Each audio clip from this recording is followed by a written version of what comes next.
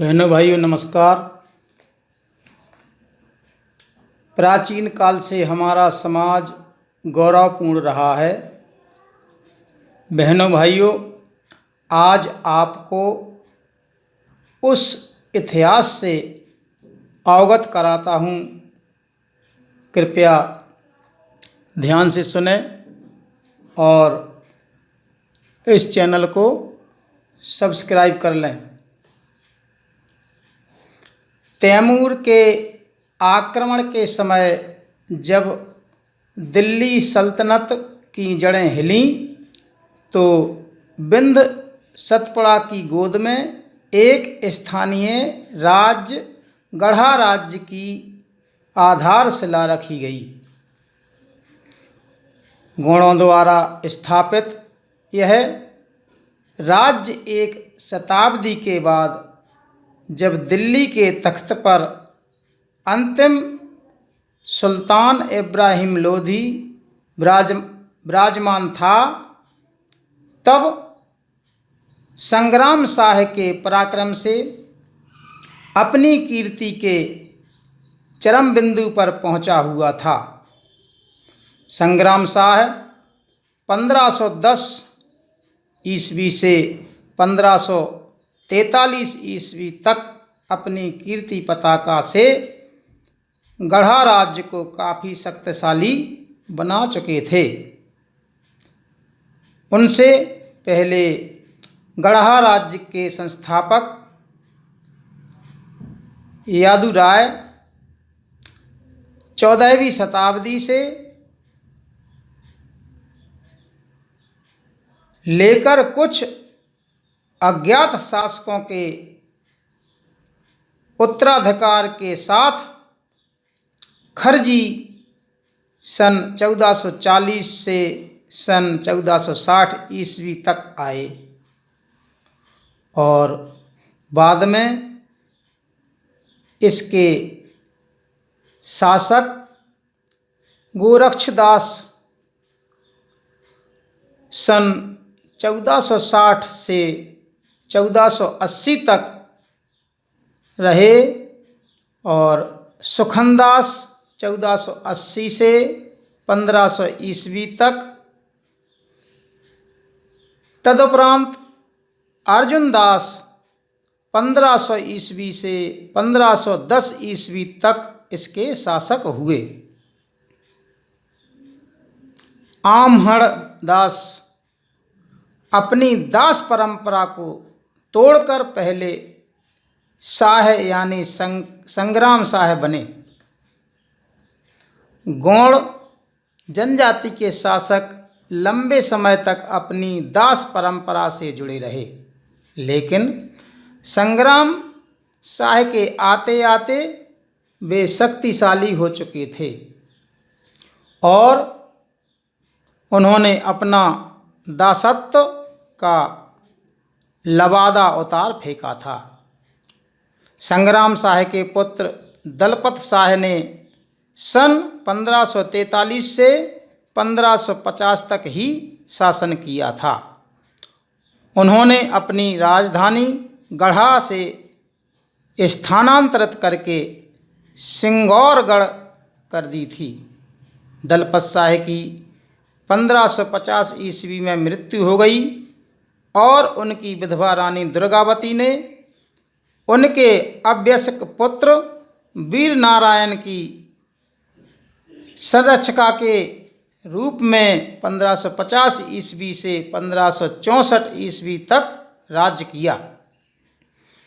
रानी दुर्गावती ने मुगलों से लोहा लिया और उन्हें पराजित किया, लेकिन बार बार के आक्रमणों से वह युद्ध में घिर गईं तथा रानी ने अपनी कटार से आत्म बलिदान कर दिया। रानी की मृत्यु के कुछ ही दिन बाद उनका वीर पुत्र वीर नारायण भी युद्ध करते करते वीरगति को प्राप्त हुआ। तदुपरांत रानी दुर्गावती का देवर चंद्रशाह 1564 ईस्वी से 1576 ईस्वी तक चौरागढ़ का राजा हुआ। चंद्र शाह का उत्तराधिकारी मधुकर शाह 1576 से 1586 ईस्वी तक राजा हुआ और उसके बाद प्रेम नारायण 1586 से 1634 ईस्वी तक सत्तारूढ़ रहा और प्रेम नारायण के बाद उनके पुत्र हृदय शाह 1634 से 1671 ईस्वी तक ने अपनी नई राजधानी रामनगर बनाई जो मंडला के पास है। फिर छत्र शाह 1672 ईस्वी से 1684 ईस्वी तक तथा केसरी शाह 1684 से 1687 ईस्वी तक, तदुपरांत नरेंद्र शाह 1687 से 1731 ईस्वी तक रामनगर के राजा रहे। नरेंद्र शाह के उत्तराधिकारी महाराज शाह 1731 से 1741 ईस्वी तक और उनके उत्तराधिकारी शिवराज शाह 1741 से 1749 ईस्वी तक गढ़ा राज्य के शासक बने। उनके उपरांत दुर्जन शाह के संक्षिप्त शासन के बाद उसी वर्ष गढ़ा मंडला राज्य के प्रभावशाली शासक निजाम शाह 1749 से 1776 ईस्वी तक राजा हुए। निजाम शाह अंतिम महत्वपूर्ण शासक थे। उन्होंने किसी प्रकार भोंसला और पेशवा के सागर स्थित प्रतिनिधि से राज्य की रक्षा की। चंद्रवंशी कलचुरी लोधी इस समय शाहपुर, हिंडोरिया, हटरी, मनखेड़ी, कामठा, उमरिया, पाटन, इमझिरा, पिपरिया, रतनपुर आदि गांवों में छोटे छोटे बड़े बड़े जमींदारों के रूप में रह रहे थे। गढ़ा मंडला के राजा निजाम शाह के शासनकाल में दो लोधी वीर सगे भाई मुकुटमणि सिंह और मोहन सिंह दरबार में उपस्थित हुए। उन्होंने राज दरबार में सेवा करने की अर्जी की। उस समय राज्य में एक आदमखोर शेर का आतंक छाया हुआ था। हजारों नर नारी तथा पालतू पशु उसका भोजन बन चुके थे। राजा ने इस शेर को मारने का कार्य मुकुटमणि सिंह और मोहन सिंह को सौंपा। दोनों भाई बंदूक लेकर चल पड़े। मुकुटमणि सिंह शेर का गारा बन करके एक पेड़ के नीचे खड़े हो गए और मोहन सिंह पेड़ पर चढ़ गए। संध्या के बाद कुछ समय बीतने पर रात्रि में शेर वहां आया। मोहन सिंह ने उस पर गोली चलाई। शेर को गोली लगी। शेर गोली लगने से घायल हो गया तथा जमीन पर लुढ़क गया। तब मुकुटमणि सिंह उसे मरा हुआ समझकर उसकी तरफ दौड़ पड़े। घायल शेर ने मुकुटमणि सिंह पर हमला कर दिया। दोनों की आपस में गुत्थागुत्थी होने लगी। तभी मोहन सिंह ने बंदूक से शेर पर पुनः गोली चला दी। गोली का निशाना एकदम ठीक बैठा और उसके लगने से शेर समाप्त हो गया, लेकिन वह मुकुटमणि सिंह को बुरी तरह से घायल कर गया था। मोहन सिंह उन्हें उठाकर घर लाए। उनका बहुतेरा उपचार किया, परंतु सवेरा होते होते मुकुटमणि सिंह इस असार संसार से विदा ले चुके थे। खूंखार शेर को मारने की खुशी में राजा निजाम शाह ने मोहन सिंह को अपना सेनापति नियुक्त कर दिया। रामनगर के नरेश निजाम शाह ने सेनापति मोहन सिंह को बनाया तथा इससे संबंधित एक विचित्र कथा मुझे सुनने को मिली, जो एक दूरदर्शन धारावाहिक की तरह है कि तुम डाल डाल हम पात पात में प्रस्तुत की गई है। यथा रामनगर के नरेश निजाम शाह के सेनापति थे बीरबर मोहन सिंह। राज्य का सारा क्षेत्र डाकुओं से त्रस्त था। एक बार डिंडोरी नगर को डाकुओं ने घेर लिया। राजा को सूचना मिली।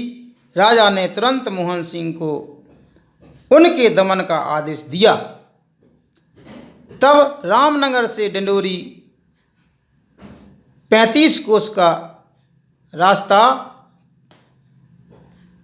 हुआ करता था, अब तो किलोमीटरों में है। बीच बीच में कई स्थानों पर डाकुओं के गिरोह से मुकाबला करना पड़ा, इसलिए डिंडोरी पहुंचते पहुंचते सेना काफ़ी कम हो गई थी। रामनगर और कुमुक भेजने के लिए संदेश भेजा हुआ था। मोहन सिंह चिंतित दशा में अपनी खाने की मेज पर बैठे हुए थे। उनके हाथ में चम्मच थी। वे भोजन करने ही जा रहे थे कि तब तक एक बड़ा सा टिड्डा उनकी मेज पर आ गिरा।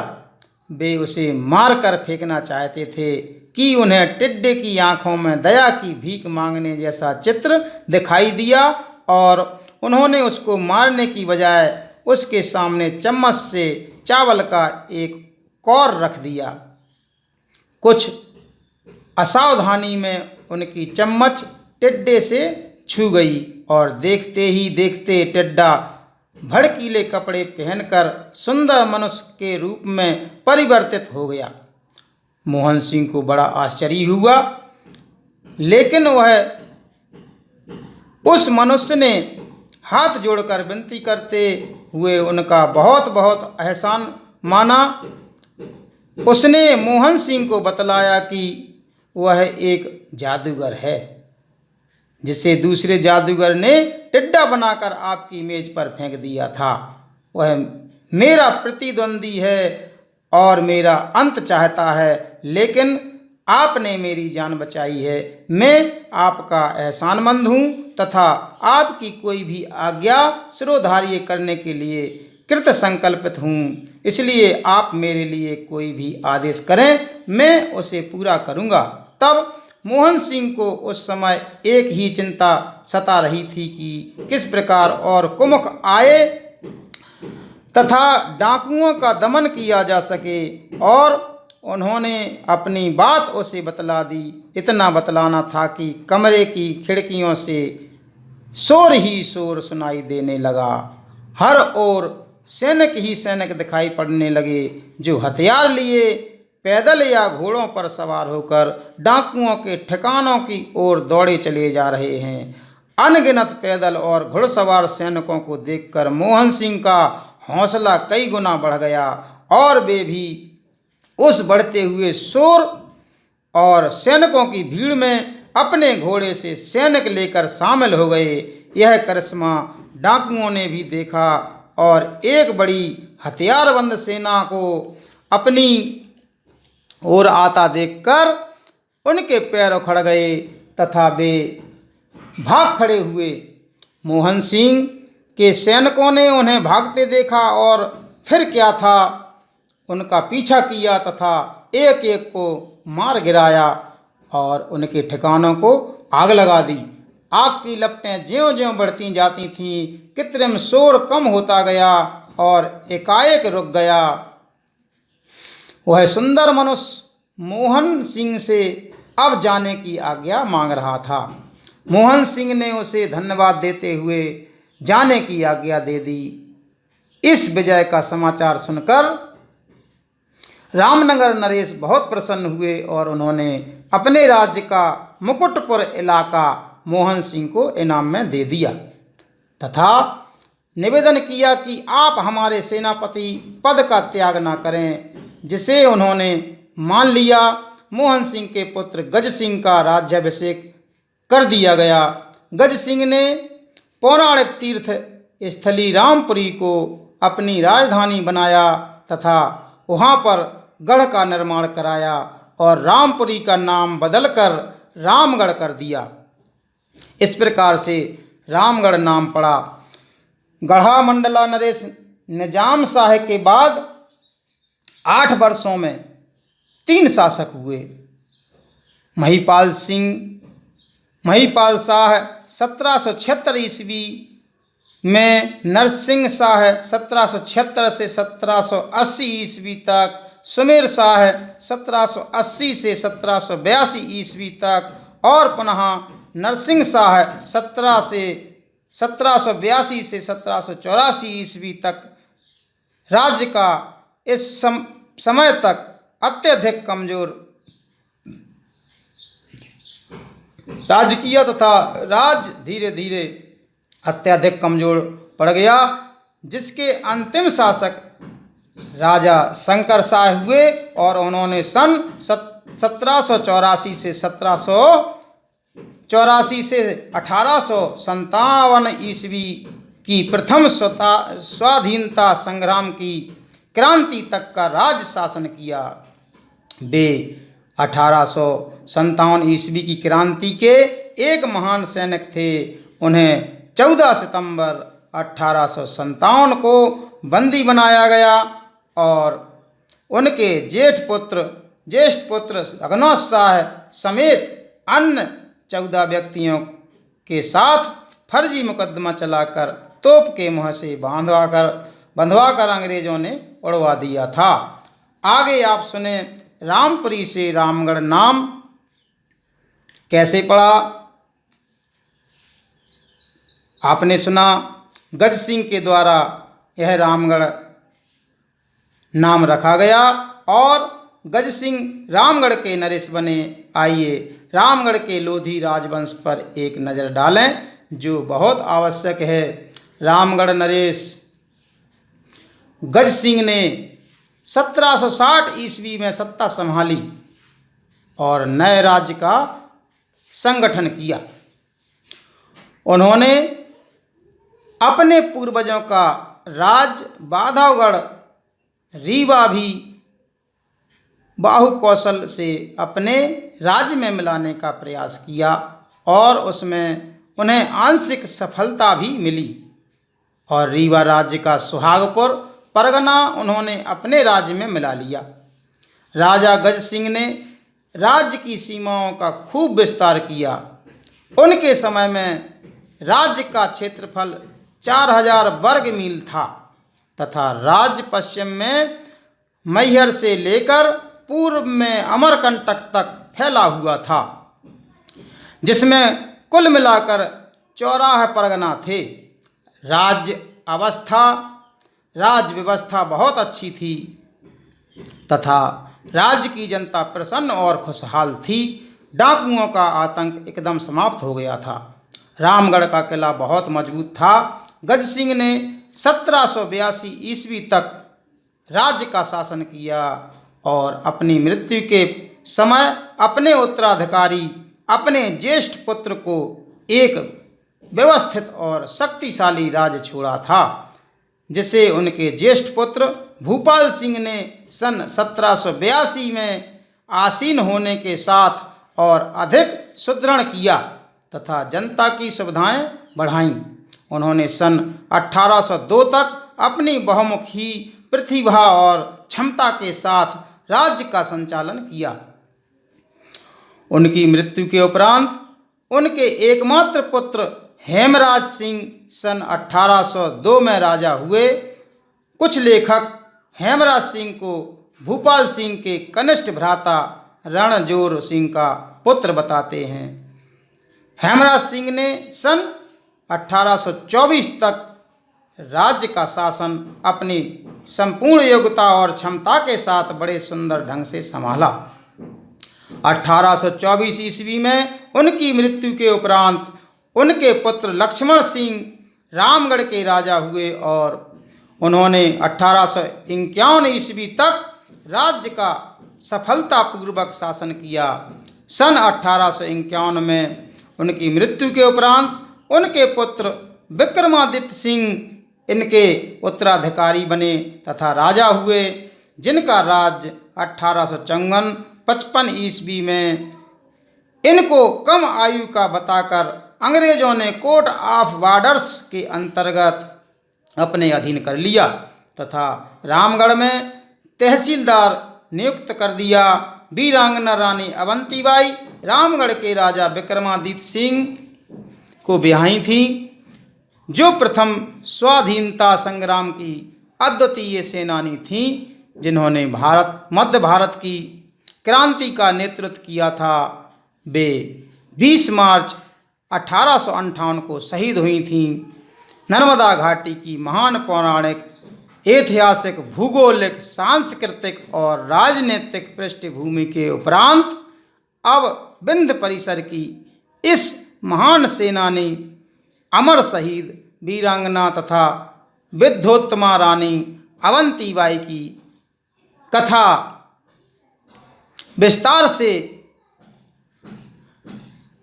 आपने 18 भागों में सुनी, जो हमारे YouTube चैनल पर उपलब्ध है।